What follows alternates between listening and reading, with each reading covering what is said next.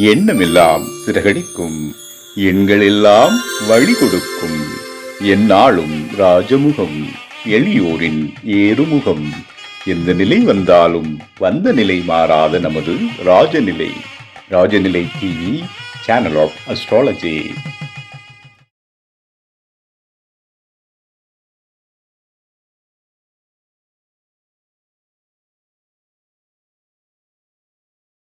தனது யதார்த்த பேச்சால் ஜோதிட பலன் சொல்லும் பேச்சாளர். பூமாலை கோர்த்தது போல தனது பேச்சால் மக்களை ஈர்க்கும் அஸ்ட்ரோ திருமதி கனிமொழி அம்மா அவர்களை நாலாம் வீட்டின் ரகசியங்கள் என்ற அற்புத தலைப்பில் உரை நிகழ்த்த வருமாறு அன்போடு அழைப்பதில் பெருமை கொள்கிறது நம் ராஜநிலை. ராஜநிலை யூடியூப் சேனல் நேயர் அனைவருக்கும் ஈரோடு கனிமொழியின் கனிவான வணக்கங்கள். அதாவது 11வது ஜோதிட கருத்தரங்கம் மிகவும் சிறப்பாக நடைபெற்று கொண்டு வருகிறது. அதை மாசம் தலைமை தாங்கி நடத்தி எங்களை ஒரு நல்வழிக்கு கொண்டு போகிற மருதமலை குருஜி ஐயா அவர்களுக்கு எனது மனமார்ந்த நன்றிகளை வணக்கங்களையும் தெரிவிச்சுக்கிறேன். அதாவது பார்த்திங்கன்னா இந்த இதில் இந்த கருத்தரங்கத்தில் நாங்கள் ரெகுலராக ஒரு 12 பேர் எங்கள் ஜோதிட நண்பர்கள்லாம் பேசிகிட்டு இருக்கோம். அவங்க எல்லாருமே ரொம்ப சிறப்பாக பேசிட்டு வராங்க. அதே மாதிரி ராஜநிலை ராஜசேகர் ஐயா அவர்களுக்கும் இந்த வாய்ப்பளித்த மருதமலை குருஜி ஐயா அவர்களுக்கும் வணக்கம். இப்போ எனக்கு பேச கொடுத்துருக்க தலைப்பு என்னன்னு பார்த்தீங்கன்னா, நான்காம் பாவம். நான்காம் பாவம் அப்படின்னா எதை சொல்லும் அப்படின்னா, மெயினாக பார்த்தீங்கன்னா சுகத்தை சொல்லும், சுகஸ்தானத்தை சொல்லும், தாயோட நிலைமை சொல்லும். மெயினாக வீடு, வண்டி, வாகனம், நம்மளுடைய படிப்பு, இது எல்லாமே சொல்லக்கூடிய பாவங்கள் தான் நான்காம் பாவம். இப்போ யாராவது இந்த நான்காம் பாவம் நம்ம வேண்டான்னு சொல்லுவோமா? சுகம் யாராவது வேண்டான்னு சொல்லுவோமா? தாய் யாராவது வேண்டான்னு சொல்லுவோமா?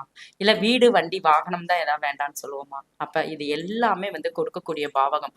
அதாவது 12 பாவகங்கள்ல மிக முக்கியமான பாவகம் என்ன அப்படின்னு கேட்டால் இந்த நான்காம் பாவகத்தை சொல்லலாம். ஓகேங்களா? இப்ப இந்த நான்காம் பாவம் ஒவ்வொரு ஜாதகத்திலையும் அதாவது லக்னத்துக்கு தகுந்த மாதிரி ஒவ்வொரு மாதிரி இருக்கும்.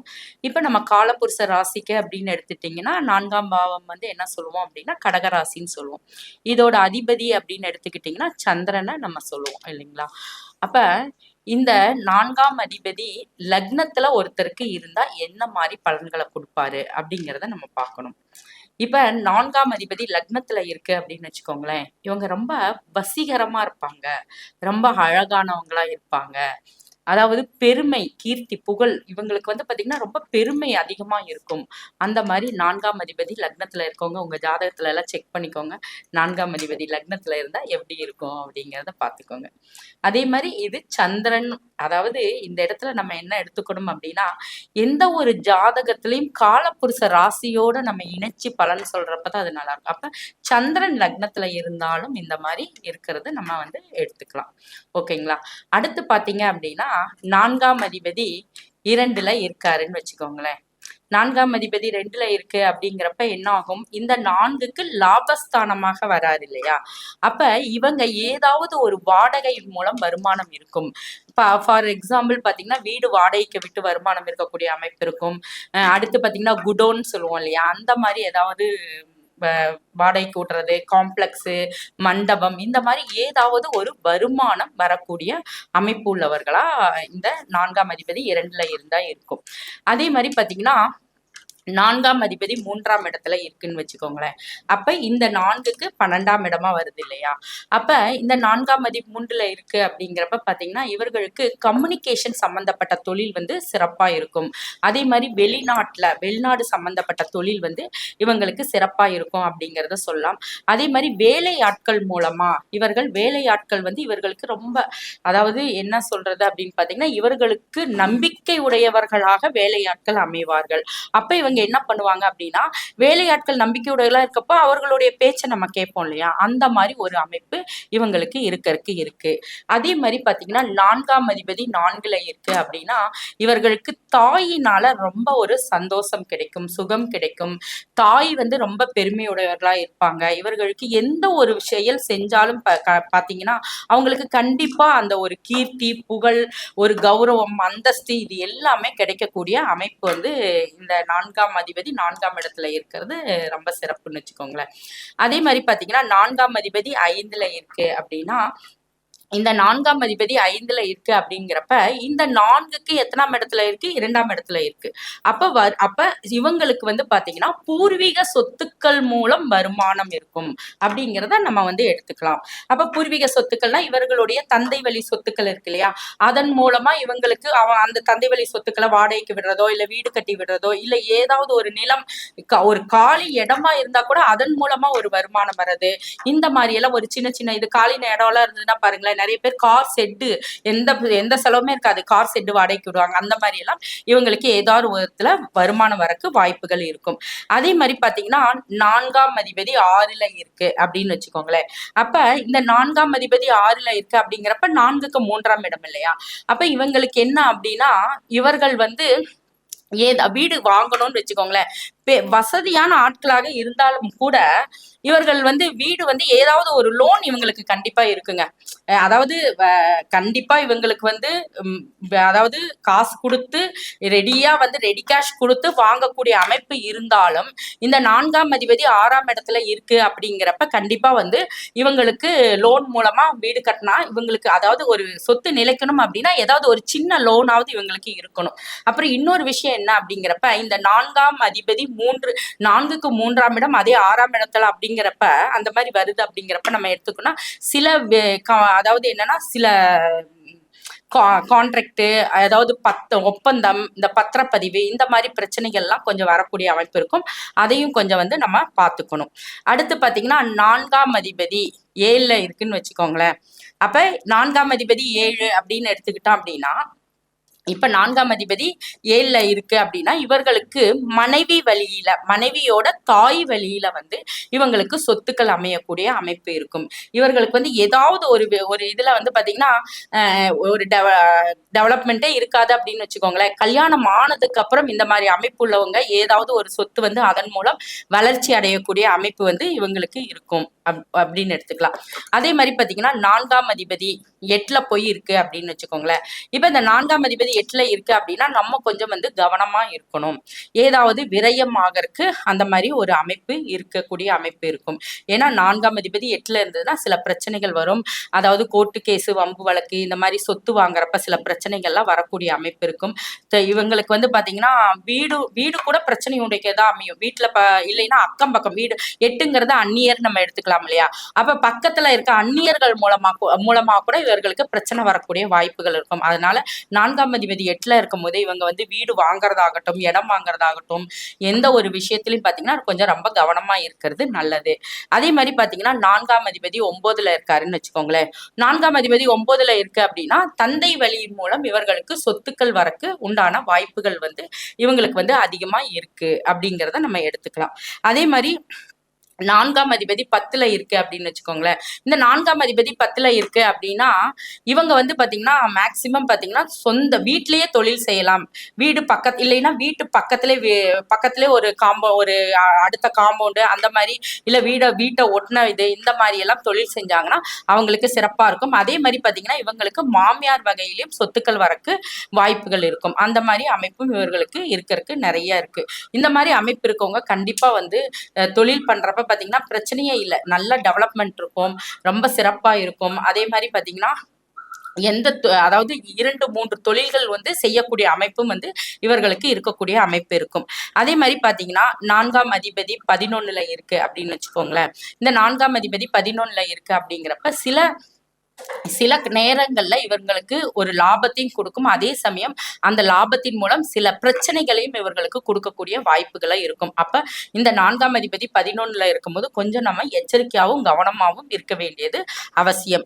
அதே மாதிரி 4ஆம் அதிபதி 12ல இருக்கு அப்படின்னு வச்சுக்கோங்களேன். இப்ப இந்த 4ஆம் அதிபதி 12ல இருக்கு அப்படின்னா கொஞ்சம் அதாவது சுகம் கெடும்னு வச்சுக்கோங்களேன். 4ஆம் அதிபதி 12ல இருக்கப்ப சுகம் கெடும். அப்ப இவங்க வந்து கொஞ்சம் கவனத்துடன் தன்னுடைய ஹெல்த் ரீதியான அதாவது உடல் சம்பந்தப்பட்ட இதுல வந்து ரொம்ப கான்சியஸா இருக்கணும். இல்லைன்னா ஹெல்த் இஷ்யூஸ் இந்த மாதிரி ப்ராப்ளம். அதே மாதிரி பாத்தீங்கன்னா 4ஆம் அதிபதி 12ல இருக்கப்ப ஜெனட்டிக் ப்ராப்ளம் வரக்கூடிய அமைப்பு இருக்கும். இவர்களுக்கு ஜெனட்டிக்காவே ஏதாவது ஒரு நோய் இருக்குன்னு வச்சுக்கோங்களேன், அது சம்பந்தப்பட்ட நோய் வரக்கு இவங்களுக்கு வாய்ப்பு இருக்கு. அதனால பாத்தீங்கன்னா அந்த விஷயத்திலயும் வந்து இவங்க கவனமா இருக்கணும். அப்ப இந்த அதாவது 4ஆம் அதிபதி எந்தெந்த இடத்துல இருந்ததுன்னா எந்தெந்த பிரச்சனை இருக்கு அப்படிங்கிறத நம்ம சொல்லிடலாம். அப்ப ஓகேங்களா. ஓகேங்களா? இது இல்லாம 4ஆம் இடம்ங்கிறது நம்ம எதெல்லாம் சொல்லுவோம்? தாய் சொல்லுவோம், வீடு சொல்லுவோம், நம்மளுடைய படிப்பு இது எல்லாத்தையுமே சொல்லுவோம் இல்லையா? இப்ப நம்ம அடுத்து வந்து பாத்தீங்கன்னா, இந்த வீடு எப்படியெல்லாம் இருக்கும் அப்படிங்கிறத நம்ம பார்ப்போம். அதுக்கு முன்னாடி இந்த 4ஆம் இடத்துல திக்பலம் வாய்ந்த கிரகங்கள் 2 கிரகம் இருக்குங்க. அது என்னென்ன அப்படின்னு பாத்தீங்கன்னா, சந்திரனும் சுக்கிரனும். அப்ப ஒரு ஆண் ஜாதகத்துல சந்திரன் வந்து தாயாக வருவாங்க, சுக்கிரன் வந்து மனைவியாக வரக்கூடியவங்க. அப்ப இந்த ஒரு ஜென்ரலாவே ஒரு இது பாருங்களேன், எவ்வளவு சூப்பரா நமக்கு கொடுத்திருக்காங்க. அப்ப 4ஆம் இடம் ஒரு மனிதனுக்கு சுகம் கொடுக்கக்கூடியவங்க அப்படின்னு பாத்தீங்கன்னா, அவ கல்யாணம் ஆகாததுக்கு முன்னாடி தாயின் மூலம் சுகம், கல்யாணம் ஆனதுக்கு அப்புறம் மனைவியின் மூலம் சுகம். அப்ப இதனாலதான் வந்து 4ஆம் இடத்துக்கு சந்திரனுக்கும் சுக்கிரனுக்கும் திக்பலம் கொடுத்திருக்காங்க. அப்ப ஒருத்தருடைய வாழ்க்கையில, திருமண வாழ்க்கையில, திருமணத்திற்கு முன் தாயினோட பாசம், அன்பு முக்கியம். அதே மாதிரி திருமணத்திற்கு பின் அதாவது மனைவியின் அன்பும் பாசமும் முக்கியம். அதுக்காக தான் இந்த இடத்துல வந்து சந்திரனும் சுக்கிரனும் திக்பலம் கொடுத்திருக்காங்க. அதே மாதிரி பாத்தீங்கன்னா, இந்த லக்னத்திற்கு 4ஆம் இடத்துல சுக்கிரன் இருந்ததுன்னு வச்சுக்கோங்களேன், நம்ம என்ன சொல்லுவோம் அப்படின்னு பார்த்தா மாளவிகா யோகம் அப்படின்னு சொல்லுவோம். இது கண்டிப்பா நான் நிறைய ஜாதகத்துல பார்த்திருக்கேன். 4ஆம் இடத்துல அதாவது சுக்கிரன் இருக்கு அப்படின்னு பாத்தீங்கன்னா, இவங்களுக்கு கண்டிப்பா வீடு, மனை, பங்களா, பெரிய பெரிய எஸ்டேட்டுக்கு முதலாளிகள், இந்த மாதிரி அமைப்பு சூப்பரா இருக்குங்க. 4ஆம் இடத்துல சுக்கிரன் இருக்கவங்களுக்கு செமையா இருக்கு. அதே மாதிரி பாத்தீங்கன்னா 4ஆம் இடத்துல சந்திரன் இருக்கவங்களுக்கும் பாத்தீங்கன்னா மிக பிரம்மாண்டமான வீடு, அந்த என்ன சொல்றது, சுத்திலையும் தோட்டம், நீர் நிரம்பிய ஒரு அழகான குளிர்மையான காட்சி இருக்கக்கூடிய இடத்துல நடுவுல வீடு இருக்கிறது. இந்த மாதிரி எல்லாம் 4ஆம் இடத்துல சந்திரன் இருக்கவங்களுக்கு எல்லாம் இந்த மாதிரி எல்லாம் வீடு அமையக்கூடிய வாய்ப்புகள் வந்து இவங்களுக்கு இருக்குங்க. ஓகே, சரி, யாருக்கு இதெல்லாமே இந்த மாதிரி அமைப்பு இருக்கவங்களுக்கு இருக்கும். சரி, யாருக்கு சொந்த வீடு அமையும், யாராருக்கெல்லாம் சொந்த வீடு அமையும் அப்படிங்கிறத பார்ப்போம். இந்த யாராருக்கெல்லாம் சொந்த வீடு அமையுங்கிறதுல ஒரு மெயின் ரூல் இருக்குங்க. உங்களுடைய ஜாதகத்துல நவாம்சத்துல எந்த கிரகமாவது ஆட்சியோ உச்சமோ பெற்று இருந்தா நீங்க கண்டிப்பா உங்களுக்கு சொந்த வீடு அமையும். இது வந்து எவர்கிரீன் ரூல். நீங்க எந்த ஜாதகத்துல வேணாலும் நீங்க பாத்துக்கலாம். நவாம்சத்துல எந்த கிரகமாவது ஆட்சியோ உச்சமோ பெற்றிருந்தா உங்களுக்கு சொந்த வீடு அமையும் அப்படின்னு பாத்துக்கலாம். ஓகேங்களா? அப்ப யாருக்கு வந்து சொந்த வீடு என்ன மாதிரி அமையும் அப்படிங்கறதையும் நம்ம பார்ப்போம். இப்ப 4ஆம் இடம் செவ்வாயா இருக்கு அப்படின்னு வச்சுக்கோங்களேன். 4ஆம் இடம் செவ்வாயா இருந்தா நம்ம என்ன சொல்லுவோம்? செவ்வாயா இருந்தா ஒரு வீடு, மனை இருக்கும் அப்படிங்கிறத சொல்லுவோம். சனி இருந்தால் தோட்டம் இருக்கும், விவசாயம் சம்பந்தப்பட்ட தோட்டம் இருக்கு அப்படின்னு சொல்லுவோம். சுக்கிரன் இருந்ததுன்னா அழகான வீடு அப்படின்னு சொல்லுவோம் இல்லையா? புதன் இருந்தது அப்படின்னா காளி மனைய சொல்லக்கூடிய இடம் புதன் வந்து. இப்ப இதே 4ஆம் இடத்துல இந்த புதன் இன்னொன்னு என்னன்னு சொல்லுவோம் அப்படின்னா வித்தையின் மூலம் நமக்கு கூட படிப்பு அதுவும் இருக்கும். சந்திரன்னா அம்மா. இப்படி இந்த மாதிரி வந்து எல்லா இதுலயும் பாத்தீங்கன்னா 4ஆம் இடம் நம்ம வாழ்க்கையில படிப்பு முக்கியம், அடுத்து பாத்தீங்கன்னா சுகம் முக்கியம், வீடு முக்கியம், நம்மளுடைய தாய் முக்கியம். அப்ப முக்கியமான விஷயங்கள்லாம் ஒரு மனிதனுக்கு எந்த இடத்துல இருக்கு அப்படின்னு பாத்தீங்கன்னா 4ஆம் இடத்துல தாங்க கொடுத்திருக்காங்க. இது வந்து மிக ஒரு சிறப்பான இடம் இல்லைங்களா? ஓகேங்க. அப்ப இவர்களுக்கு என்ன மாதிரி வீடு வந்து அமையும், என்ன மாதிரி அமைஞ்சா பிரச்சனைக்குரியதா இருக்கும், எந்த பாவத்தோட எது கனெக்ட் ஆனா பிரச்சனை இருக்கும் அப்படிங்கிறத பார்க்கலாம். ஒரு விஷயம் வந்து பாத்தீங்கன்னா 9, 11 ஜென்ரலா எடுத்துக்கோங்களேன். நம்ம என்ன சொல்லுவோம்? 9, 11 எடுத்துட்டோம்னா 9ஆம் பாவம் பாக்கியஸ்தானம், 11 வந்து லாபம் நிறைந்த ஸ்தானம் அப்படின்னு சொல்லிட்டு நம்ம சொல்லுவோம் இல்லையா? ஆனா நம்மளுடைய வீடு நல்லா கட்டணும், வீடு யோகம் நமக்கு இருக்கா அப்படின்னு நம்ம ஜாதகத்துல பார்க்கணும் அப்படின்னு வச்சுக்கோங்களேன். 4ம் 9ம் 11ம் இணைவு இருப்பது கொஞ்சம் சிறப்பில்லை. நம்ம கொஞ்சம் கவனிச்சு யோசிக்கணும். ஏன் அப்படின்னு கேட்டீங்க அப்படின்னு பாத்தீங்கன்னா 4க்கு 6ஆம் இடம் நமக்கு லக்னத்துக்கு என்னவா வரும்? 9ஆம் பாவமா வரும் இல்லையா? அப்ப 4க்கு 11 அதாவது 4க்கு 11 அதாவது நம்ம லக்னத்துக்கு 11 4க்கு 8ஆம் இடமா வரும்.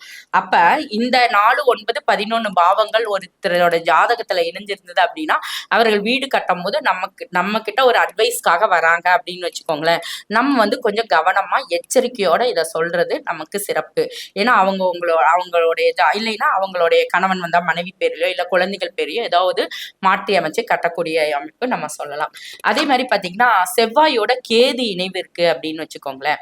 செவ்வாயோட கேது இணைவு இருந்தாலும் அவர்களும் வந்து பாத்தீங்கன்னா கண்டிப்பா மனையில ஏதாவது குற்றம் இருக்கும். அதாவது நம்மளுடைய முன்னோர்கள் குற்றம் இருக்கக்கூடிய அமைப்பு இருக்கும்.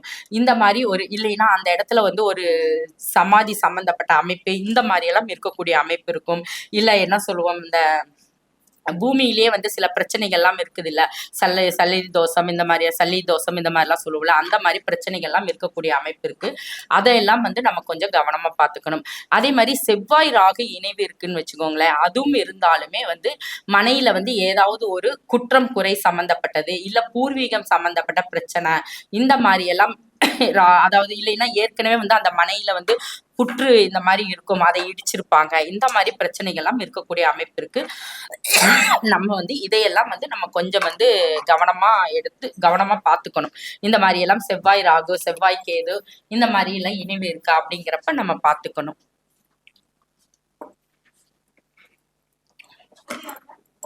ஒரே நிமிஷம், கட் பண்ணிட்டியா? சரி சரி, சூப்பர். அவ்வளவுதான். சரிப்பா. ஓகேப்பா, போலாம். அதே மாதிரி பாத்தீங்கன்னா இந்த வீடு வந்து இந்த மாதிரி பிரச்சனை இந்த மாதிரி கிரகங்களோட சேர்ந்துட்டு இருக்கப்ப நம்ம கவனமா இருக்கணும். அதே மாதிரி பாத்தீங்கன்னா 6-8 அதிபதிகளோட இணைவு இருந்தாலும் நம்ம கொஞ்சம் கவனமா இருக்கணும். அதே மாதிரி பாத்தீங்கன்னா புதன்கிறது நம்ம வந்து கான்ட்ராக்ட் ஒப்பந்தம் அந்த மாதிரி சொல்லுவோம், காளிமனையும் சொல்லுவோம் இல்லையா. அப்ப இந்த புதன் வந்து 6ஆம் அதிபதியோட 8ஆம் அதிபதியோ சம்பந்தப்பட்டிருக்கும் போது நமக்கு வில்லங்கம் சொத்துக்கள் பதிவு பண்றப்ப வில்லங்கம் சம்பந்தப்பட்ட பிரச்சனைகள் வரக்கு வாய்ப்புகள் வந்து அதிகமா இருக்கும். அப்ப இந்த சமயத்திலயும் வந்து பாத்தீங்கன்னா நம்ம கவனமா இருக்கணும். அதே மாதிரி ஒருத்தருக்கு நம்ம ஜாதகத்தை ஒருத்தர் நம்ம கிட்ட கேட்டு ஜாதகம் கேட்டு வராங்கன்னு வச்சுக்கோங்களேன். நீங்க வந்து உங்களுக்கு நாங்க எப்பங்க வீடு கட்டுவோம் அப்படிங்கிறப்ப நீங்க என்ன பார்க்கலாம் அப்படின்னா 4ஆம் அதிபதி தசை ஒருத்தருக்கு ஜாதகத்துல நடக்கிறப்ப பாத்தீங்கன்னா அவங்களுக்கு வீடு கட்டக்கூடிய யோகம் இருக்கு அப்படிங்கிறத நம்ம வந்து சொல்லலாம். ஓகேங்களா. அப்ப அந்த 4ஆம் அதிபதி எந்த லக்னத்துக்கு எந்த திசையா வராரு அப்படிங்கிறத பொறுத்தும், அவர் என்ன நட்சத்திரம் சாரம் வாங்கியிருக்காரு அப்படிங்கிறத பொறுத்தும் எந்த காலகட்டம் அமையும், எப்படி அமையும், ஏதாவது பிரச்சனைகள் இருக்கா அப்படிங்கிறத நம்ம வந்து கண்டிப்பா சொல்லலாம். ஆனா வந்து ஒரு விஷயம், நமக்கு இந்த 4ஆம் எந்த ஒரு விஷயமானாலும் சரி, வீடுனாலும் சரி, இல்ல நமக்கு வெளியே ஒரு வேலை கிடைக்கிறதுனாலும் சரி, ஒரு வெளிநாட்டுக்கு போறதுனாலும் சரி, எந்த ஒரு விஷயம் நமக்கு நடக்கணும்னாலும் அந்த பாவத்தோட சனி பகவான் இணைஞ்சிருக்கணும், சனி பகவான் தொடர்பு பெறணும். ஏன்னா சனிதான் கர்ம காரகன். அப்போ ஒரு கர்மா நிகழணும் அப்படின்னா அந்த சனி பகவான் ஏதாவது ஒரு விதத்துல தொடர்பு பெற்றிருக்கணும்.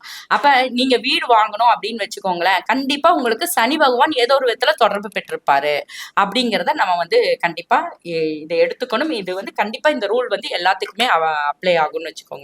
அப்ப இந்த மாதிரி வந்து ஒவ்வொரு கிரகங்கள் சேர்க்கைக்கும் வந்து நிறைய இது இருக்கு. அதே மாதிரி பாத்தீங்கன்னா 4ஆம் பாவம் ஒருவருக்கு வலுத்திருக்கு அப்படின்னு வச்சுக்கோங்களேன்.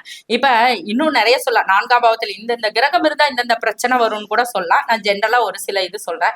4ஆம் பாவத்துல புதன் இருக்குன்னு வச்சுக்கோங்களேன். ஏன்னா புதன்கிறது படிப்பு வித்தை, அதனால 4ஆம் பாவத்தை எடுத்து நான் சொல்றேன். இப்ப 4ஆம் பாவத்துல புதன் இருக்குன்னு வச்சுக்கோங்களேன். இவர்கள் வந்து நல்லா சூப்பரா படிப்பாங்க, திறமையா படிப்பாங்க. அதாவது ஒரே டைம்ல 2 விதமான கல்விகள் படிக்கிறதுக்கு வாய்ப்பு இருக்கு, 2 விதமான இது வேற படிப்பு படிக்கிறதுக்கு வாய்ப்பு இருக்கு. அதே மாதிரி நீர் ராசியோட சம்பந்தப்பட்டு இருந்தது அப்படின்னு வச்சீங்கன்னா இவங்க கண்டிப்பா ஃபாரின் போய் வெளிநாடு போய் படிக்கக்கூடிய அமைப்பு இருக்கு அப்படிங்கிறத நம்ம எடுத்துக்கலாம். அதே மாதிரி 4ஆம் அதிபதி நீசம் பெற்று இருக்கு. ஏன்னா இது மெயினா சொல்லணும் இல்லையா. இப்ப 4ஆம் அதிபதி நீசம் பெற்று இருக்கு அப்படின்னா இவங்க வந்து கொஞ்சம் அந்த மனை சம்பந்தப்பட்ட விஷயங்கள் ஆகட்டும், எல்லா விஷயத்திலயும் பாத்தீங்கன்னா கொஞ்சம் குற்றம் குறை கொஞ்சம் வரக்கு இருக்கும். நீசம் ஆகிறப்ப பாத்தீங்கன்னா அந்த ஏதாவது ஒரு வீடு அமையறப்ப ஒரு குற்றம் குறை இருக்கும். அந்த நீசம் இருக்கு அப்படிங்கறதுனால கொஞ்சம் நம்ம வந்து கவனமா ஒரு வீடு ஆகட்டும், ஒரு இடமாகட்டும், ஏதாவது ஒரு சொத்துக்கள் இவங்க பேர்ல எந்த சொத்து வாங்கினாலும் அதுல ஏதாவது ஒரு பிரச்சனை காட்டும். அப்ப இவங்க அந்த டைம்ல கொஞ்சம் கவனமா எச்சரிக்கையா இருக்கணும். அதே மாதிரி 4ஆம் அதிபதி வக்ரம் ஆயிருக்கு அப்படின்னு வச்சிருந்தீங்கன்னா, வக்ரம் ஆயிருந்தா நம்ம வக்ரம் ஆயிருக்குன்னு சொல்லி கவலையே பட வேண்டாம். ஏன்னா வக்ரம்ங்கிறது இருவேறு விஷயங்களை சொல்லும். ஒரு கிரகம் வக்ரம் ஆயிருந்தா அது கண்டிப்பா அதாவது இப்ப ஒண்ணு பாருங்க, 7ஆம் அதிபதி வக்ரமா இருந்தா அவங்களுக்கு கண்டிப்பா 2 திருமணங்க நீங்க அடிச்சு சொல்லலாம். அதே மாதிரி 4ஆம் அதிபதி வக்ரமா இருந்தா உங்க வாழ்க்கையில 2 சொத்து கண்டிப்பா உண்டுங்க உங்க பேர்ல அப்படிங்கறத நீங்க அடிச்சே சொல்லலாம்.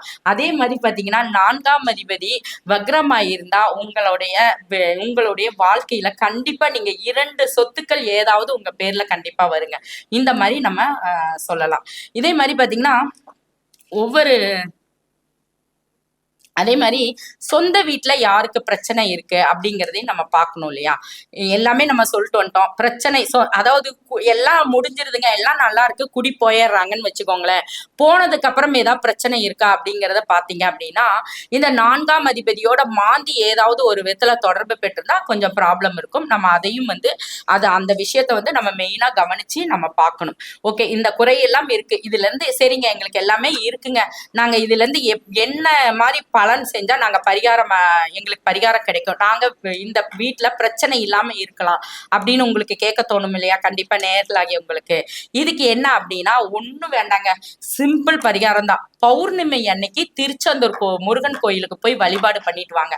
அன்னைக்கு ஒரு நாள் உங்களால முடிஞ்சா முதல் நாள் இரவு அந்த கோயிலே தங்கி அடுத்த நாள் வழிபாடு செஞ்சுட்டு வழிபாடு செஞ்சுட்டு வாங்க. உங்களுக்கு கண்டிப்பா உங்க வீட்டுல இருக்கிற தோஷம் சம்பந்தப்பட்ட குற்றம் குறை சம்பந்தப்பட்ட பிரச்சனைகள் கண்டிப்பா தீரும். ஜாதகத்துல சில பிரச்சனைகளை தீர்க்க முடியாத பிரச்சனைகளாக இருந்தாலும் நம்ம கடவுளோட வழிபாட்டின் மூலம் தான் சில பிரச்சனைகளை நம்ம தீர்க்க முடியும். அப்ப இத பரிகாரத்தை செஞ்சீங்க அப்படின்னா சிம்பிளா நம்ம எல்லாமே பௌர்ணமி அன்னைக்கு குறிப்பா போகணும். இதை செஞ்சுட்டு வந்தீங்கன்னா கண்டிப்பா உங்க வீட்டுல எந்த தோஷம் இருந்தாலும் நீங்க கவலைப்படாம தைரியமா உங்க ஃபேமிலியோட ஜாலியா என்ஜாய் பண்ணிட்டு இருக்கலாங்க. அதனால இந்த பரிகாரத்தை நீங்க கண்டிப்பா செஞ்சுட்டு வாங்க.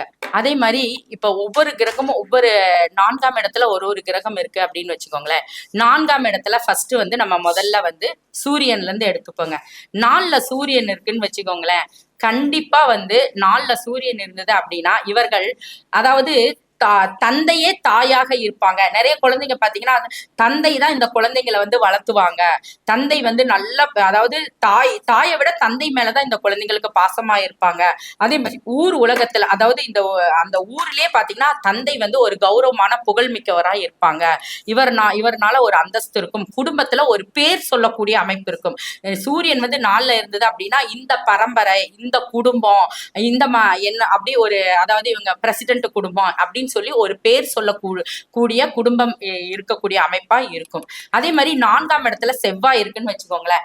கண்டிப்பா இவங்க பெயர்ல கண்டிப்பா ஒரு சொத்து இருக்குதுங்க. அதுல எந்த ஒரு சந்தேகம் கிடையாது. இவங்களுக்கு கண்டிப்பா ஒரு சொத்து இவங்களுக்கு இருக்கு. அதே மாதிரி 4ஆம் இடத்துல சந்திரன் இருக்குன்னு வச்சுக்கோங்களேன். சும்மா அழகான சூப்பரா நீர் அதாவது